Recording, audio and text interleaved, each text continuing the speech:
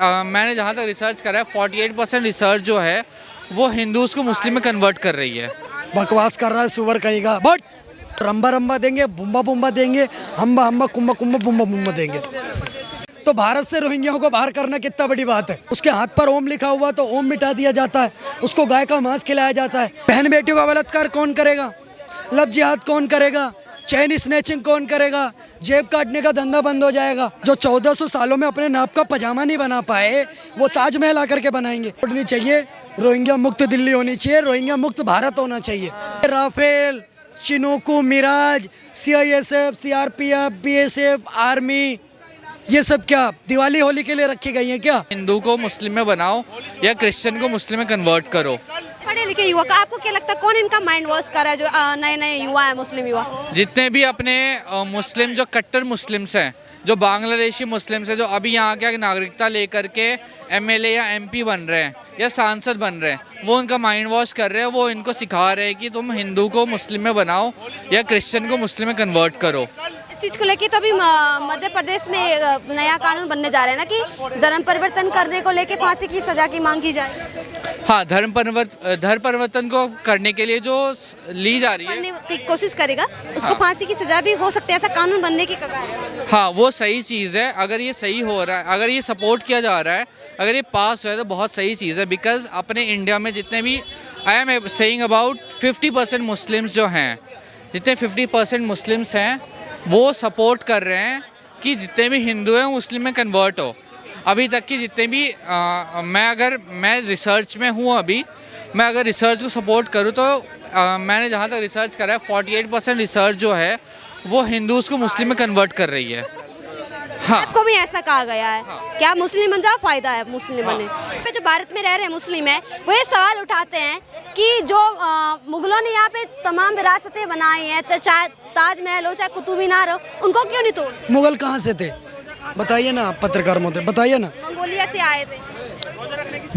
मुगल जहाँ से थे वहाँ पर आपने एक लकड़ी की भी इमारत देखी है? बनी लकड़ी की भी इमारत बन सकती है वहाँ पर। एक बांस का पुल बनाया उन्होंने, जो अपने वहाँ पर एक बांस का पुल नहीं बना पाए, जो 1400 सालों में अपने नाप का पजामा नहीं बना पाए, वो ताजमहल आकर के बनाएंगे। ये ताजमहल इस देश के कारीगरों ने बनाया है, मुगलों ने नहीं बनाया। इस बात को ध्यान में रखिएगा। वो मंगोल से लेकर के नहीं आए थे। ईंट रेगिस्तान में क्यों नहीं बना लिया जा करके वहाँ पर? बकवास कर रहा है सुअर कहेगा, बट लेकिन जो तमाम जैसे ओबीसी जैसे नेता हैं तो खुले समर्थन देते हैं इन चीज़ों। हाँ, तो वो तो एक सुअर दूसरे सुअर का समर्थन नहीं कर सकता, और क्या करेगा? सर, अब हमारे सवाल दिल्ली को लेके है। दिल्ली में अभी रोहिंग्या मुसलमानों के जितने भी झुग्गी झुपड़ियाँ हैं, बस्तियाँ हैं, वो तोड़ी जा रही है, उस पर क्या कहना चाहेंगे? बिल्कुल तोड़नी चाहिए। रोहिंग्या मुक्त दिल्ली होनी चाहिए, रोहिंग्या मुक्त भारत होना चाहिए। लेकिन इस चीज़ का तो विपक्ष विरोध कर रहा है कि विपक्ष इस चीज का विरोध करेगा ना। अगर दिल्ली से रोहिंग्या चले जाएंगे तो केजरीवाल को वोट कौन देगा? देश से रोहिंग्या चले जाएंगे तो पत्थर कौन चलाएगा? आप बताइए। बहन बेटियों का बलात्कार कौन करेगा? लव जिहाद कौन करेगा? चैन स्नैचिंग कौन करेगा? जेब काटने का धंधा बंद हो जाएगा। बताइए ना।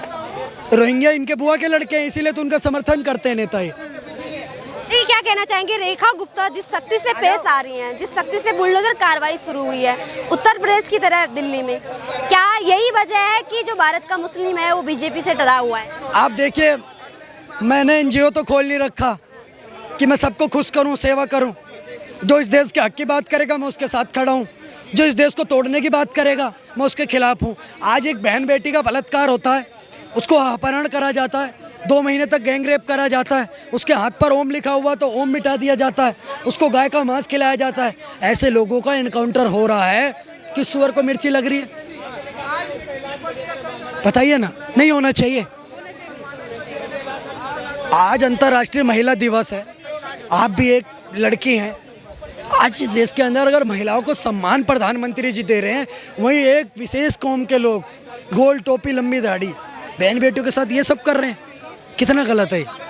और ये सलमान नामक सुअर जिसको जहाँ दिखे उसको वहीं जन्नत पहुँचाओ। इसको सांप्रदायिक भाषा का इस्तेमाल कर रहे हैं। मेरी ऐसी आदत है जी। अब आप पत्रकारों को नहीं पसंद आती तो मैं चेंज थोड़ी कर सकता हूँ। आप कंटेंट चेंज कर लीजिए। क्या लगता है दिल्ली में क्या रोहिंग्या मुसलमानों को बाहर कर पाएंगे? वापस बांग्लादेश भेजवाएगी रेखा सरकार? हम तो पाकिस्तान से अभिनंदन को भी लिया है, तो भारत से रोहिंग्याओं को बाहर करना कितना बड़ी बात है, आप कुछ सोच लीजिए। वो तो मीडिया को तक नहीं घुसने दे रहे अपने क्षेत्र में, मीडिया को तक कह रहे कि आप यहाँ नहीं आ सकते हैं झुग्गियों में रोहिंग्या मुसलमान। पाकिस्तान में जब अभिनंदन गए तो पूरा पाकिस्तान में ये था, देखो हमने ये कर देंगे वो कर देंगे, पर जब बुलडोजर निकलता है ना, जब ऊपर ये Rafale, Chinook, Mirage, CISF, CRPF, BSF, army, ये सब क्या दिवाली होली के लिए रखी गई हैं क्या? ये सुरक्षा के लिए तो रखी गई हैं।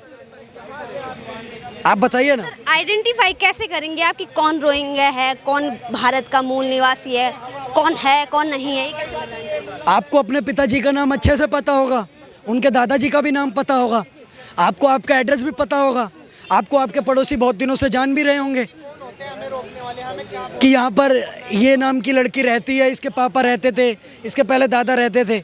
ये है आइडेंटिटी, जिसको कोई जान नहीं रहा, जो तारों के नीचे से आया है, जो अभी 10-20 साल पहले आया है, जिसकी कोई आइडेंटिटी नहीं है, तो उसको बाहर कर देंगे। एक अंतिम सवाल है हमारा, जो भारत में जो सहिष्णुता की बात करते हैं या फिर मानवता की बात करते हैं, वो ये सवाल उठाते हैं कि भारत तो वसुधैव कुटुंबकम की बात करता है, सबको अपने उसमें शरण देता है, फिर रोहिंग्याओं को बाहर क्यों किया जा रहा है? उनके लिए क्या जवाब देना है? हम भी वसुधैव कुटुंबकम की बात करते हैं, हम भी कहते हैं सर्वे भवन्तु सुखिनः सर्वे सरन्तु निरामया, हम भी ये बात कहते हैं। लेकिन आप एक बात बताइए, आपको अगर कोई मानव की तरीके से मिलेगा तो मानव जैसा व्यवहार करेंगे, कोई आप कह के मिलेगा तो आप जी कह के मिलेंगे, कोई गाली दे के मिलेगा तो क्या कहेंगे आप बताइए? अगर आपको भी इस चौराहे पर कोई आके थप्पड़ मार दे तो आप क्या करेंगी? अगर आपके अंदर साहस सामर्थ्य होगा तो वहीं आप जवाब दे देंगी, नहीं होगा तो पुलिस में जाएंगी। अब कोई हमारे कॉलर पर आएगा तो हम अपने हाथ जी पीछे थोड़ी दे लेंगे, और इतने सारे मुकदमे चल रहे का और ले लेंगे, ये बात है। हम तो आवेदन भी करते हैं, निवेदन भी करते हैं, हम दे दनादन भी करते हैं, हम तो भैया माला चलाते हैं।